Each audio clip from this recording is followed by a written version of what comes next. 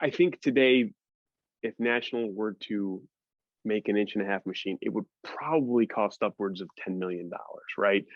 Um, because of the just the sheer size of the casting. And So the parts aren't worth enough to justify that price. most of these were purchased by your large OEMs when they used to do cold heading. So the two that we just purchased, General Motors bought those in the 70s, right? Mm-hmm. And obviously we're not General Motors.